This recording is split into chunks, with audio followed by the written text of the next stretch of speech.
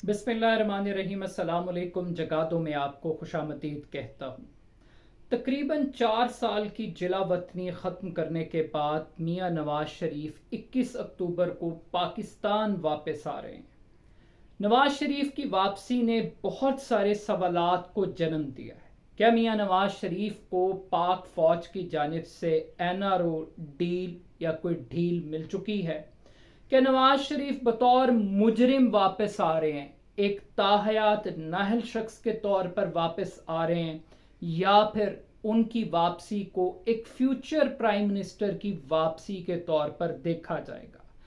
आखिर किस बात का मुस्लिम लीग नून इस्तकबाल करना चाहती है? नवाज शरीफ साहब ने ऐसा कौन सा कारनामा अंजाम दिया है जिस बुनियाद पर उनके इस्तकबाल की तैयारियां की जा रही हैं? और सबसे बढ़कर नवाज शरीफ पाकिस्तान में आकर कौन सी ऐसी तोप चला लेंगे जिससे अवाम के लिए कोई पॉजिटिव मैसेज क्रिएट हो सकता है? ऐसे बहुत सारे सवालात हैं। आज बुनियादी तौर पर हम मियाँ नवाज शरीफ की वोट को इज्जत दो से बूट को इज्जत देने तक का जो सफ़र है, सियासी बयानिया है, आज की इस वीडियो में हम इस पूरे सियासी सफ़र का तज्जिया करेंगे। नवाज शरीफ साहब ने जब पाकिस्तान से जिला वतनी इख्तियार की तो उस वक्त उनकी शोहरत एक एंटी इस्टेब्लिशमेंट शख्सियत के तौर पर थी। उन्हें फौज मुखालिफ समझा जाता था। वो नॉन कॉम्प्रोमाइजिंग पर्सनालिटी के तौर पर दिखाई दे रहे थे। मगर नवाज शरीफ के लंदन जाने के बाद हमें महसूस हुआ कि नवाज शरीफ साहब जब वापस आ रहे हैं तो आज उनका तारुफ एक प्रो इस्टेब्लिशमेंट शख्सियत के तौर पर देखा जा रहा है। एक कॉम्प्रोमाइज्ड शख्स है जो पाकिस्तान की फौज का लाडला बन के एक मर्तबा फिर इक्तदार पर कब्जा करना चाहता है, फौज से डील करके NRO हासिल करना चाहता है और फौज को इस्तेमाल करके, रियासत को इस्तेमाल करके आइन और कानून के अंदर वो सुराख बनाना चाहता है जिसके जरिए वो अपनी नाअहली को ख़त्म करके एक मर्तबा फिर चौथी मर्तबा वजीर आज़म बनने के ख्वाब देख रहा है। तो नवाज शरीफ साहब ने जब जनरल बाजवा को उनकी एक्सटेंशन को वोट दिया तो उस वक्त वोट को इज्जत दो का जो नारा था, जो कि बड़ा पॉपुलर नारा था, वो उसी दिन दफन हो गया था। मगर नवाज शरीफ साहब अपना इमेज बरकरार रखने के लिए इस्टेब्लिशमेंट को आड़े हाथों लेते रहे, अदलिया से सींग फंसाते रहे और ये इमेज क्रिएट करते रहे कि वो किसी भी कीमत पर सिविलियन बालादस्ती के नारे से पीछे नहीं हटेंगे। नवाज शरीफ साहब की एक गुड लक ये भी थी कि उनके पास इस बात का क्रेडिट था कि उन्होंने दहशत गर्दी को पाकिस्तान से काफ़ी हद तक ख़त्म किया, कराची में अमन बहाल किया, उन्होंने पाकिस्तान के अंदर लोड शेडिंग का खात्मा किया, उन्होंने डेवलपमेंट का एक विजिबल मॉडल दिया जिसके अंदर मेट्रोस थी, ऑरेंज लाइन ट्रेन्स थी, लैपटॉप स्कीमें थी, रोड इंफ्रास्ट्रक्चर था, मोटरवेज थी। तो एक डेवलपमेंट का एक मॉडल था नवाज शरीफ साहब के पास। मगर आज जब नवाज शरीफ साहब वापस आ रहे हैं तो नवाज शरीफ के पास ना तो वो एंटी इस्टेब्लिशमेंट बयानिया है, ना नवाज शरीफ साहब के पास बताने के लिए वो कारकर्दगी है, और उनके पास बेचने के लिए कोई ख़ास सौदा नहीं है। अवाम इस चीज़ में इंटरेस्टेड नहीं है कि साकिब निसार ने क्या किया, आसिफ सईद खोसा ने क्या किया, उमर अत्ता बंदयाल के अदालती फैसलों ने नवाज शरीफ साहब की फैमिली को कितना नुकसान पहुंचाया। आम आदमी अब इस गुफ्तगू में इंटरेस्टेड नहीं है। आम आदमी पूछना चाहता है कि नवाज शरीफ साहब इस बात का जवाब दें कि उन्होंने इमरान खान साहब की हुकूमत को क्यों हटाया। अगर हटाने की वजह महंगाई थी तो महंगाई ख़त्म होने की बजाय, कम होने की बजाय उसमें इजाफा क्यों हुआ? इस बात का जवाब अब नवाज शरीफ साहब को देना है।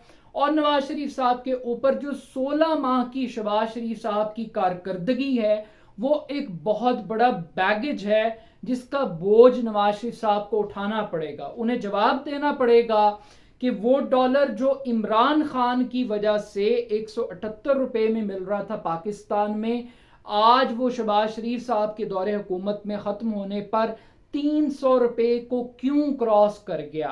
جو بجلی عمران خان کے دور میں ہمیں مہنگی لگتی تھی، آج شہباز شریف صاحب کے دور حکومت میں اس کی قیمت میں 50 گنا زیادہ اضافہ کیوں ہوا؟ آٹا کیوں مہنگا ہوا؟ چینی کیوں مہنگی ہوئی؟ یہ جو مہنگائی ہے اس کا جواب بجلی کا، پیٹرول کا، یہ آئی ایم ایف کے پیچھے چھپتے رہیں، یہ جنرل فیض کے پیچھے چھپتے رہیں، جنرل باجوہ کے پیچھے چھپتے رہیں، عام آدمی کو اس بات میں کوئی انٹرسٹ نہیں ہے کہ کس نے کس کی ٹیپ کال کی، کس نے کیسے کس کو سازش سے نکالا. عام آدمی صرف یہ جاننا چاہتا ہے کہ اس کو کس جرم کی سزا ملی، اور اس سزا کے اندر جو اقتدار کی بھوک تھی شہباز شریف کی اور شریف خاندان کی، اس کا اس کو جواب دینا پڑے گا. تو اب ایک طرف تو 16 ماہ کی یہ کارکردگی ہے اور اس کارکردگی کا جواب دینا ہے، اور اس سے بڑھ کے جو 50 روپے کے سٹامپ پیپر پر پاکستان کے اندر ایک لاڈلے نواز شریف کو علاج کے نام پر 4 ہفتوں کے لیے جو باہر بھیجا گیا تھا، اس کے بارے میں بھی قوم کو جواب دینا ہے کہ آخر وہ علاج کیوں نہیں ہوا. کیا 4 سال کے بعد پلیٹلٹس اتنے اضافی ہو گئے کہ انہیں پاکستان کی یاد آ گئی؟ کیا وہ پاکستان دورے پر تشریف لا رہے ہیں؟ کیا یہ سمجھا جائے کہ وہ پاکستان کی یاترا کے لیے آ رہے ہیں، جیسے وہ کسی اور ملک کا دورہ کرتے ہیں اور اصل میں ان کی جو محفوظ پناہ گاہ ہے وہ لندن ہے؟ تو علاج کیوں نہیں ہوا یہ بھی ان کو بتانا پڑے گا. اور دوسری طرف نواز شریف صاحب کو ایک بزدل آدمی کے طور پر بھی دیکھا جا رہا ہے. اس کی ایک وجہ یہ ہے کہ عمر عطا بندیال کے خوف سے نواز شریف صاحب نے پاکستان میں قدم رکھنا تو دور کی بات ہے، واپسی کا اعلان تک نہیں کیا. اب یہ ڈیٹ ایک ایسے وقت میں آ رہی ہے جب پاکستان کی جوڈیشری کے اندر ایک بڑی تبدیلی واقع ہونے جا رہی ہے. ایک نئے چیف جسٹس صاحب آ رہے ہیں.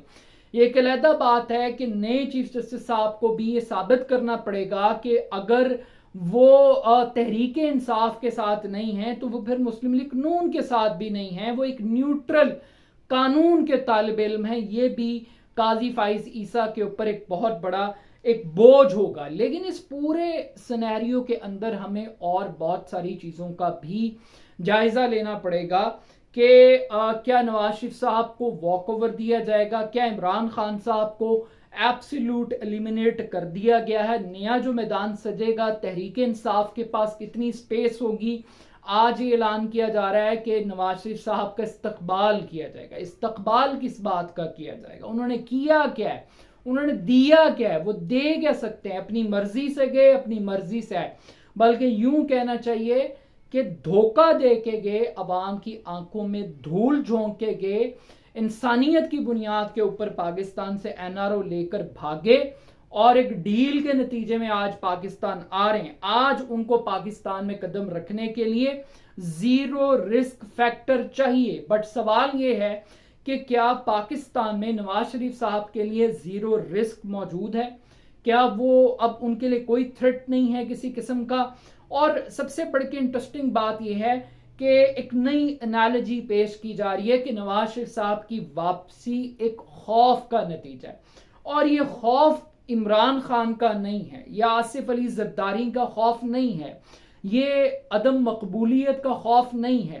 یہ خوف بنیادی طور پر جنرل عاصم منیر کے ڈنڈے کا خوف ہے. وہ ڈنڈا جس کی وجہ سے ڈالر کی قیمت میں 30 سے 35 روپے کمی آ گئی. وہ ڈالر جو 336 روپے یا 30 روپے کا مل رہا تھا وہ اب 300 روپے سے نیچے آ چکا ہے. اس کریک ڈاؤن کا خوف ہے جس کی وجہ سے چینی سستی ہو رہی ہے. اس کریک ڈاؤن کا خوف ہے جو اب بجلی مافیا کو اپنی لپیٹ کے اندر لے رہا ہے. اگر جنرل عاصم منیر کی پرفارمنس ایک انٹرم ٹیکنوکریٹس گورنمنٹ، کٹ پتلی گورنمنٹ کو لا کر وہ ایک الیکٹڈ ملغوبے سے پی ڈی ایم کے بہتر پرفارم کرتی ہے تو جنرل عاصم منیر صاحب کے لیے یہ آپشنز عوام کی طرف سے کھلی ہیں. پہلی مرتبہ इन 9 माह में जनरल आसिम मुनीर को लोग गालियां कम दे रहे हैं, लोग फौज से नफरत में कमी वाक़ हुई है, ये पहली मरतबा है। और उसकी वजह यह है कि अब जनरल आसिम मुनीर का जो फोकस है वो खबरों की हद तक या ज़ाहिरी तौर पर उनका फोकस करप्ट नासिर की तरफ है, माफियाज की तरफ है। कुछ लोग इसकी एक और भी एनालॉजी करते हैं, और वो एनालॉजी ये करते हैं कि बुनियादी तौर पर पाकिस्तान की जो फौज है वो मुबैना तौर पर सबसे बड़ा माफिया वो खुद है। चाहे वो कार्टेल्स का माफिया है, चाहे वो स्मगलिंग का माफिया है, चाहे वो पेट्रोल माफिया है, चाहे वो गंदम है, यूरिया है, डॉलर है, ये जितने के जितने माफियाज हैं, लैंड माफिया, सारे के सारे चलते ही फौज की सरपरस्ती में। अब जो सबसे बड़ा माफिया है उसने अगर ये बात का फैसला किया है कि उसने फिलहाल किसी भी माफिया को काम नहीं करने देना, तो उसकी वजह से एक रिजल्ट प्रोड्यूस हुआ है। अब ये माफिया कितनी देर तक दीगर माफियाओं को खाने पीने से रोक के रखेगा, ये एक आने वाला सवाल है। लेकिन अगर ये सिलसिला ऐसे ही चला और अवाम को इस क्रैक डाउन का एक ट्रिकल डाउन इफेक्ट महसूस हुआ, उनकी जिंदगी के अंदर कोई बेहतरी आई, महंगाई में कुछ कमी वाक़ हुई, उनके बिजली के बिल में, उनके पेट्रोल के बिल में, उनके किचन के बिल के अंदर अगर एक्सपेंस में कोई कमी वाक़ हुई, तो लोग इस ख्वाहिश का इजहार करेंगे कि उन्हें इंतखाबात नहीं चाहिए, उन्हें जमहूरियत नहीं चाहिए, उन्हें जनरल आसिम मुनीर चाहिए और उनका डंडा चाहिए।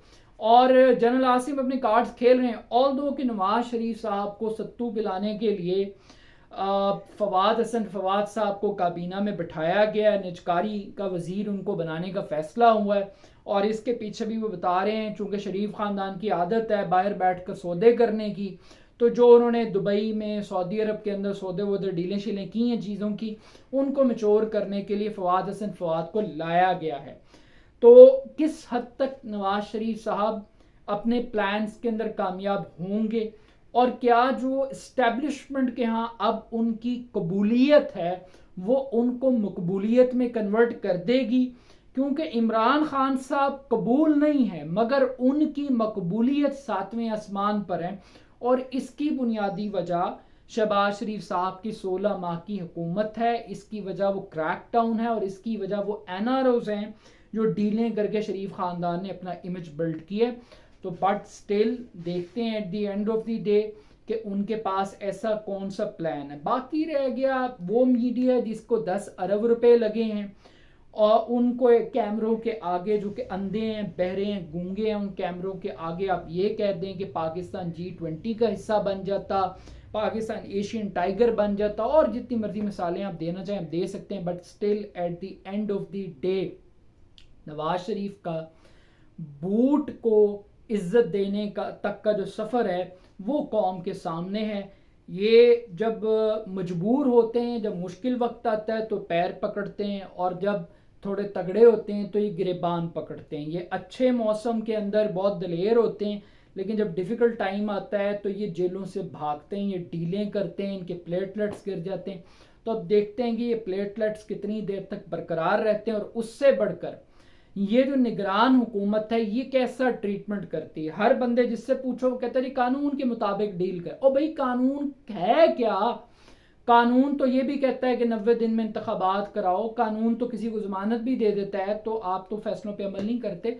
तो देखना ये होगा कि अब कानून नवाज शरीफ को अपने हाथ में लेता है या नवाज शरीफ इस कानून को अपने हाथ में लेते हैं।